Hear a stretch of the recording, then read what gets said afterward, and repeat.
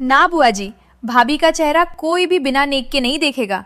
मेरी भाभी चांद का टुकड़ा है, इतनी आसानी से दर्शन नहीं होने दूंगी। हाँ भाई खुशी, सुना तो हमने भी है कि रोहित चांद का टुकड़ा ब्याह कर लाया है, लेकिन जब हम देखेंगे तभी तो बताएंगे कि बहू कैसी है। थोड़ी देर बाद मुंह दिखाई की रस्म शुरू हो गई। एक एक करके सभी ने सपना को देखा और बहुत तारीफें की। अपनी सपना की तारीफ सुनकर रोहित भी खुशी से फूली नहीं समा रहा था। अगले दिन रोहित ने सपना से कहा, देखो सपना, मेरा घर परिवार सब कुछ मैंने तुम्हें समर्पित किया है और इस घर में तुम्हें बहुत प्यार मिलेगा। और मैं भी तुमसे वादा करता हूं कि तुम्हारी जिंदगी में कभी कोई दुख नहीं आने दूंगा। लेकिन सपना, तुम्हें भी मेरे घर के प्रति जिम्मेदारियों को पूरा करने में मेरा पूरा साथ देना होगा। सपना ने भी सिर हिलाते हुए कहा, जी हाँ, हर कदम पर मैं आपका और आपके परिवार का साथ देने के लिए तैयार हूं। मैं भी आपसे वादा करती हूं कि 7 फेरों के 7 वचनों को मैं पूरे मन और वचन से कर्म के साथ निभाऊंगी। मुझे तुम पर विश्वास है सपना, और मैं भी तुम्हें विश्वास दिलाता हूं कि तुम्हारे हर सुख दुख में तुम मुझे अपने पास पाओगी। मेरे जीवन का हर कदम तुम्हारे कदम के साथ उठेगा और साथ में आगे बढ़ेगा। जीवन का सफर हम प्यार की और विश्वास के साथ तय करेंगे। वो दोनों बातें कर ही रहे थे, तभी बाहर से कावेरी जी की आवाज आई, रोहित बेटा, तुम्हारी बुआ जी जा रही है, उसे छोड़कर आ जाओ। हाँ माँ, अभी आया। कहकर रोहित बाहर चला गया। शादी के बाद 10 दिन कैसे निकल गए उन्हें पता ही नहीं चला।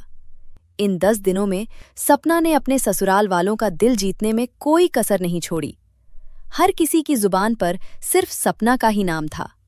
सपना भी इतना अच्छा ससुराल पाकर स्वयं को बहुत भाग्यशाली समझ रही थी।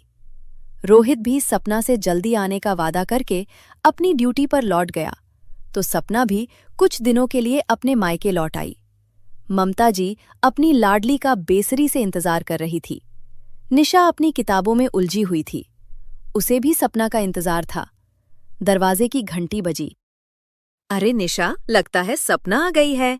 ये सुनते ही निशा दौड़कर दरवाजा खोलने भागी। सामने सपना को देखकर गले से लग गई। कैसी हो दीदी? ठीक हूँ, तुम कैसी हो? बिल्कुल ठीक नहीं हूँ दीदी, तुम्हारे जाने के बाद मैं बिल्कुल अकेली पड़ गई। ये कहते हुए निशा बिलख कर रो पड़ी। उन्हें देखकर ममता जी की आंखों में भी आंसू आ गए। अरे तुम लोगों ने ये सब क्या शुरू कर दिया बेटी? ससुराल से पहली बार घर आई है तो उसका हंसी खुशी से स्वागत करो। राजन जी निशा के सिर पर हाथ फेरकर बोले। पिता थे वो, निशा का अकेलापन महसूस कर सकते थे। फिर ममता जी ने सपना से कहा, सपना बेटा, तुम नहा धोकर तैयार हो जा, फिर हम साथ में खाना खाएंगे और ढेर सारी बातें करेंगे। हाँ दीदी, आज मम्मी ने सारी चीज तुम्हारी पसंद की बनाई है, सुबह से रसोई में लगी है। निशा हंसते हुए बोली, तो सपना भी मुस्कुरा दी। मायके में रहते सपना को कब 1 महीना हो गया उसे पता ही न चला। एक दिन सपना के ससुर महेंद्र जी सपना को लेने पहुंच गए। भाई साहब, अभी सपना के बिना घर बहुत सुना हो गया है। उसके आ जाने से घर की दीवारें भी काटने को दौड़ती है, जबकि हमारे यहाँ तो 10 दिन ही रही थी, लेकिन फिर भी हमें उसकी आदत हो गई। खुशी और रिंकी तो रोज अपनी माँ से पूछती हैं कि भाभी कब आएगी, पर कावेरी जी ने सोचा अभी नई नई शादी हुई है, इसलिए क्यों परेशान करना। लेकिन रोहित का फोन आया था तो उसने बताया कि 1-2 दिन में वो आने वाला है। बस इसीलिए हमें यूं अचानक सपना को लेने आना पड़ा। तो ममता और राजन जी ने एक बार फिर भारी मन से अपनी बिटिया को विदा कर दिया। सपना भी रोहित से मिलने की खुशी के लिए ससुराल आ गई। मम्मी, भाभी आ गई है। खुशी जोर से चिल्लाई। ठीक है, भाभी को वहीं रुकने को कहो, घर की लक्ष्मी आई है, आरती की थाली लेकर आती हूँ। कावेरी जी ने सपना की आरती उतारी और बड़े प्यार से उसे घर के अंदर ले आई। थोड़ी देर में चाय नाश्ता करने के बाद सपना मुस्कुराते हुए पति के स्वागत की तैयारी में लग गई। तभी एक जोरदार चीख से पूरा घर गूंज उठा। अरे, ये तो मम्मी जी की आवाज है। सपना भागकर बैठक में पहुंची तो देखा कि मम्मी जी सोफे पर निढाल सी बैठी थी, चीख मार मार कर रो रही थी। वहीं खुशी और रिंकी भी रोए जा रही थी। पापा जी किसी इंसान से बातें कर रहे थे। उनके चेहरे पर घबराहट साफ लग रही थी। मम्मी जी, क्या हुआ है? सपना ने कावेरी जी को संभालते हुए कहा। बेटा, ये रोहित का दोस्त है और बता रहा है कि अभी अभी इसको मुंबई से किसी अनजान आदमी का फोन आया है कि रोहित का एक्सीडेंट हो गया और वो मुंबई के अस्पताल में भर्ती है। महेंद्र जी की बात सुनकर सपना भी रोने लगी। पर पापा जी, ऐसा कैसे हो सकता है? पापा जी, मुझे उनके पास ले चलिए। सुनो बेटा, जरा उस आदमी को फिर से फोन लगाओ। जी अंकल। हेलो जी, बोलिए। बेटा, मेरा बेटा कैसा है? अभी महेंद्र जी ने कांपते हुए पूछा तो उधर से आवाज आई। अंकल जी, रोहित की हालत ठीक नहीं है। मेरा नाम सुमित है। आप लोग जल्दी से आ जाइए। मैंने उसे पास के अस्पताल में भर्ती करवा दिया है। बेटा, हम जल्दी पहुंच रहे हैं, तुम उसका ख्याल रखना। डॉक्टर जैसा भी कहे करने कर देना। पैसे की चिंता मत करना। जी अंकल जी। जिसको जैसे खबर मिलती गई, लोग मिलने आने लगे। सपना के मायके भी खबर कर दी गई।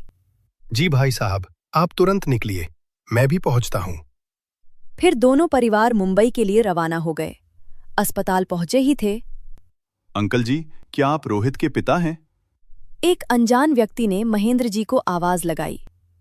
हाँ बेटा, क्या तुम ही सुमित हो? जी अंकल जी, चलिए मैं आपको आपके बेटे के पास ले चलता हूं। महेंद्र जी, कावेरी जी और सपना सुमित के पीछे पीछे चल दिए। सबके चेहरे की रंगत उड़ी हुई थी। दिल जोरों से धड़क रहा था। कदम साथ नहीं दे रहे थे।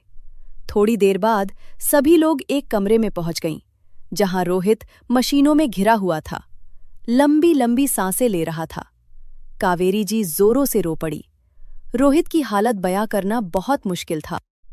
अंकल जी, भाभी, आप लोग धीरज से काम लीजिए। सुमित भाई, ये सब कैसे हुआ? रोहित का दोस्त सुनील बोला, जो कि महेंद्र जी के साथ ही आया था। सुमित कुछ बताने ही वाला था कि नर्स आ गई।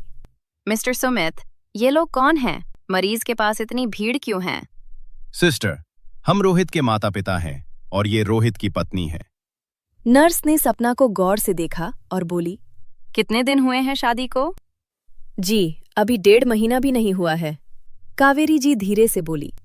उनकी आंखों के आंसू रुकने का नाम ही नहीं ले रहे थे।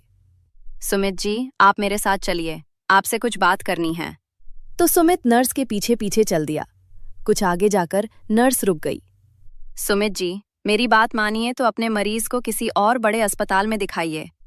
वैसे तो मुझे अस्पताल प्रशासन की ओर से ऐसा सुझाव देने का कोई अधिकार नहीं है, किंतु मरीज की हालत और उस मासूम सी लड़की को देखकर मैं आपको यह सलाह दे रही हूं। ठीक है सिस्टर, मैं रोहित के माता पिता से इस विषय में अभी बात करता हूं।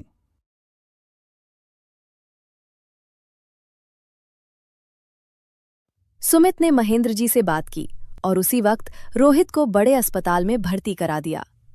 बेटा, तुम्हें रोहित कैसे मिला? अंकल जी, रात को 12 बजे मैं अपने एक दोस्त की शादी से अपने घर वापस आ रहा था कि मेरी नजर सड़क के बीचों बीच पड़े रोहित पर गई। सोचा कोई शराब पीकर बीच सड़क पर पड़ा है, उठाकर एक तरफ कर देता हूं। पर पास जाकर देखा तो रोहित एक्सीडेंट हुआ था। पूरे शरीर पर चोट का निशान नहीं था, लेकिन सर पूरी तरह से खून का भरा पड़ा था। काफी देर पहले की घटना थी, लेकिन अंकल जी, मुझे महसूस हुआ कि उसमें अभी भी जान है। बस फिर क्या था, तुरंत उसे अपने दोस्तों की मदद से अस्पताल में भर्ती करवाया। उसकी जेब से यह बटुआ और यह फोन मिला और बस में बिना देखे जाने एक नंबर मिला दिया। और फिर मेरी सुनील से बात हुई। उसके आगे तो आपको पता ही है अंकल जी। बेटा, तुम मेरे लिए किसी भगवान से कम नहीं हो, कावेरी जी ने रोते हुए कहा। तो सुमित बोला, नहीं आंटी जी, ऐसा मत कहिए, बस भगवान को धन्यवाद दीजिए। इधर सपना तो जब से रोहित से मिली थी, एक बार भी उसके पास से नहीं हटी। ना किसी से कुछ बोलना और ना ही खाने पीने की सुध। बस आंखों से आंसू बहे जा रहे थे। 10 दिन हो चुके थे, लेकिन रोहित की हालत में कोई सुधार नहीं हुआ। आपको ये वीडियो कैसा लगा, कमेंट करके जरूर बताएं। वीडियो अच्छा लगा तो वीडियो को लाइक और चैनल को सब्सक्राइब जरूर करें। फिर मिलेंगे एक नई कहानी के साथ।